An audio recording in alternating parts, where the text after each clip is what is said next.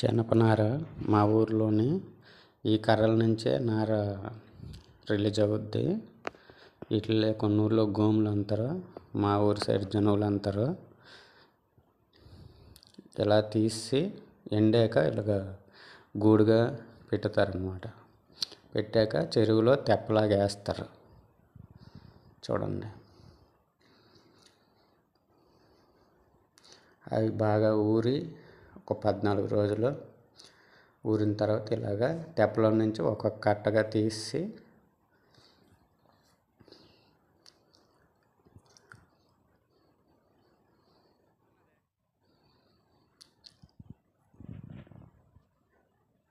బాగా ఉతకాలి.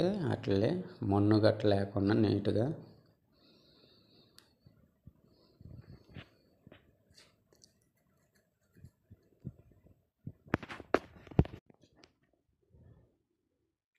బాగా ఉతికిన తర్వాత పైకి తీస్తారు. కర్ర నుంచి నార సపరేట్ చేస్తారనమాట.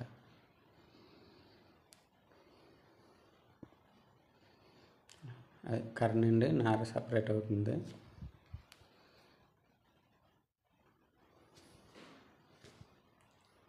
నార తీసి మళ్ళీ కట్టగా కట్టాలి.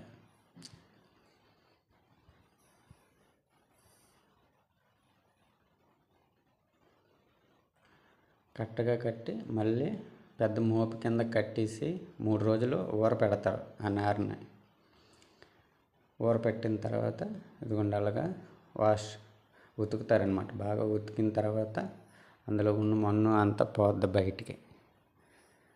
దాన్ని తీసుకొచ్చి అలా గట్టు మీద పెట్టి ఎడ్ల బండితో తీసుకొచ్చి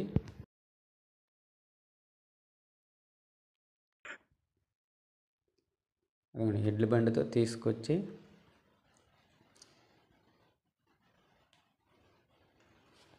పొలాల్లో వేసి ఎండపెడతారు. ఎండపెట్టాక ఎండాక ఇలాగా కట్టలన్నీ ఒక 10-15 కట్టలు అలా పోగులా చేసి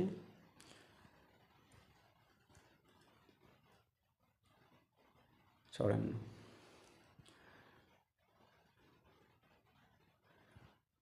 ఆ పోగులు అలాగా పెద్ద కట్టగా కట్టాలి. చూడండి, పోగులు